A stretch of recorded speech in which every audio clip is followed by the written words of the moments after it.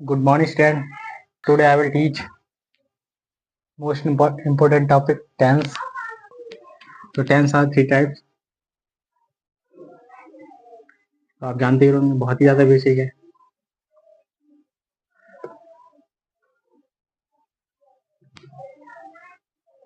First tense is present tense.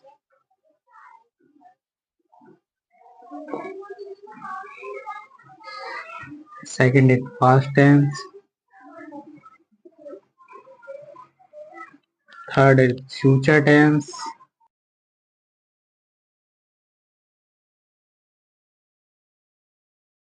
Present tense, past tense, future tense. तो इन सब के four types होते हैं.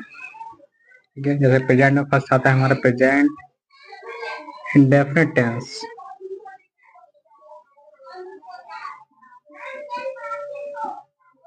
Indefinite, present continuous,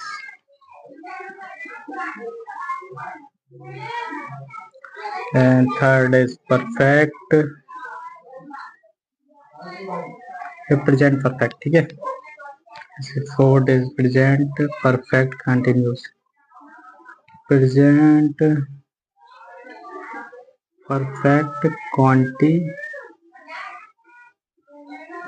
tense. ठीक है, तो फोर टाइप इसके हो गए. ये यही फोर टाइप इसके होते हैं और यही फोर टाइप जो है इसके भी होते हैं. यानी प्रेजेंट इंडेफिनिट, तो यहाँ पे past indefinite, past continuous, past perfect continuous, future indefinite, present future continuous, future perfect continuous tense. ठीक है, ये फोर सेक्शन जो है सभी के होते हैं. ठीक है, तो स्टार्ट करते हैं फिर प्रेजेंट टेंस का. First present indefinite tense. First section जो है हमारा प्रेजेंट टेंस है. प्रेजेंट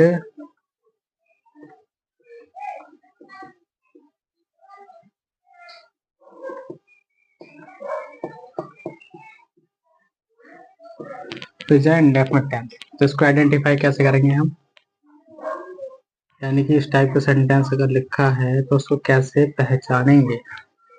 ठीक है, तो सेंटेंस के लास्ट में जो है है, ते हैं, ते है,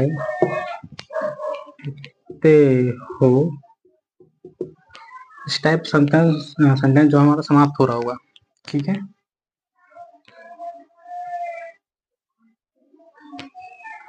तो सेंटेंस का हमारा स्ट्रक्चर क्या होता है. सब्जेक्ट आता है, वर्ब आता है, वर्ब फॉर्म में हम लगाते हैं एस और ई एस, सब्जेक्ट के अकॉर्डिंग लगाते हैं उसको हम. ऐसे ही हमारा होता है ऑब्जेक्ट. ठीक है, तो एस फॉर यानी कि subject,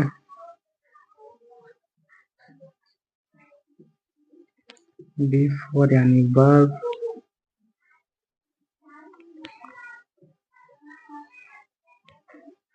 O for means object. ठीक है, तो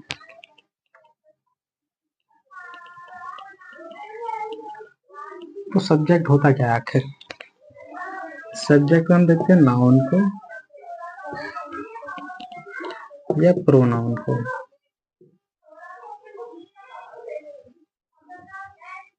तो नाउन में किसी का नाम या किसी के बारे में बात हो सकती है, सब किसी नाम के मतलब नाम का, और ऑब्जेक्ट मतलब किसी ऑब्जेक्ट के बारे में बात कर सकते हैं जो सब्जेक्ट मान करके उसको.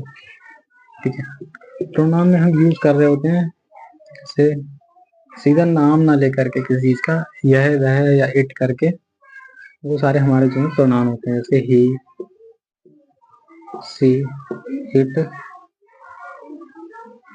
अगर इनसे सेंटेंस शुरू होता है तो इसमें हम एस और एस लगा लेते हैं. हाँ, तो एक चीज मैं और बताना चाहूंगा, अगर आपको वर्ब की सारी फॉर्म्स आती हैं और नहीं आती तो सीख लेना. ठीक है, वो भी मैं आपको एक दिन लिखा दूंगा.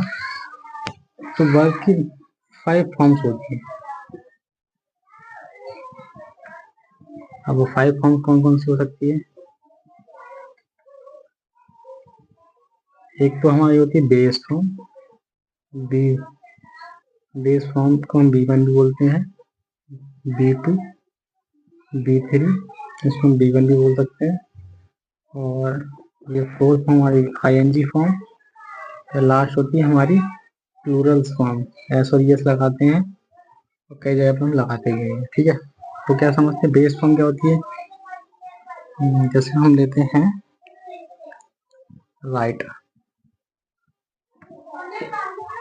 तो राइट मतलब होता है लिखना, सेकंड फॉर्म होती है इसको रॉट, एंड थर्ड फॉर्म होती है रिटर्न,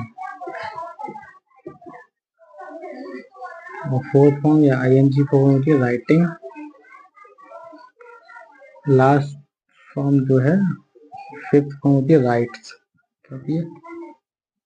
राइट्स। तो जैसे कि मैंने बताया था, अगर हमें सारी फॉर्म्स ही पता हैं वर्ब की, तो हम आधे से ज़्यादा टेंस को सीख लेते हैं, तो हमें समझ में आता है आखिर ये टेंस है क्या। जैसे मैं इसको लिख के बताता हूँ, राइट का मतलब होता है लिखना हिंदी में, ठीक है। रॉट का मतलब होता है लिखा,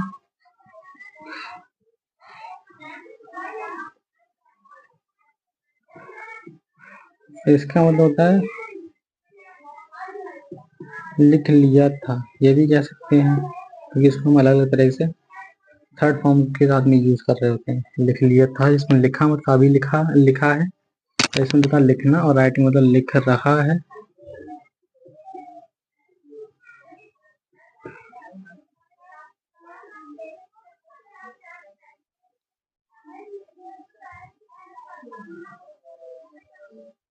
और इसका मतलब लिखता है।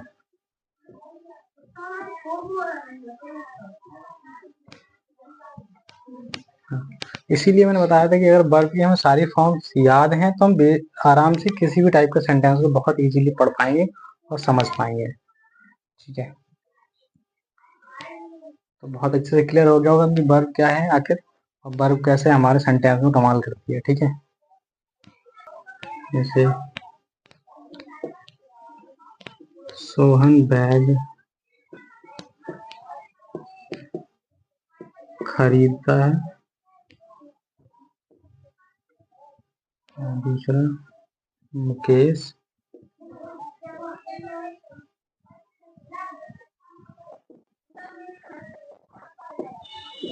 और दिनेश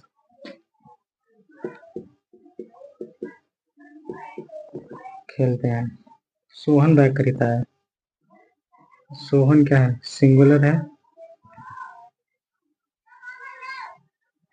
तो खरीदने वाली बायस। ठीक है,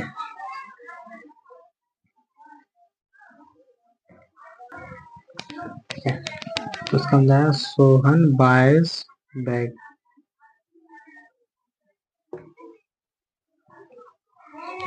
इसको हम बना लेंगे मुकेश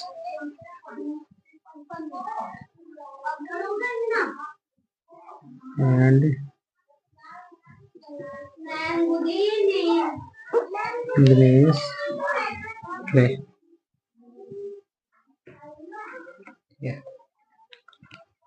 सोहन बायस bag, Mukesh and Dinesh play. इसमें हमने प्लेस क्यों नहीं किया? क्योंकि ये दो हो गए यानी प्लूरल्स हो गए। ठीक है, सिंगुलर था सोहन, बैग मतलब बाय, क्या बायस कर रहा है? बैग, तो बैग क्या हो गया? हमारा ऑब्जेक्ट, और ये हो गया हमारा वर्ब, साथ में एस और यस, और सोहन हो गया हमारा सब्जेक्ट। जैसे ये स्ट्रक्चर हम बताइए आपको क्या होता है। वर्ब के साथ हम एस और यस लगाएंगे, लास्ट में ऑब्जेक्ट लगाएंगे। ठीक है, और ऑब्जेक्ट लगाने के बाद क्या होगा? ये फुल स्टॉप जरूर लगाएंगे। ठीक है, और फर्स्ट अक्षर हमारा जो होगा वो कैपिटल बनाना है हमेशा। ठीक है, और एक्चुअली ये हमारा कैपिटल इसलिए बनाते हैं क्योंकि ये सेंटेंस जो होता है हमारा तभी राइट माना जाता है जब उसमें फुल स्टॉप या पंक्चुएशन मार्क्स आ रहा हो लास्ट में, तो पहला लेटर हमारा कैपिटल हो। ठीक है, तो ये थी हमारी फर्स्ट क्लास।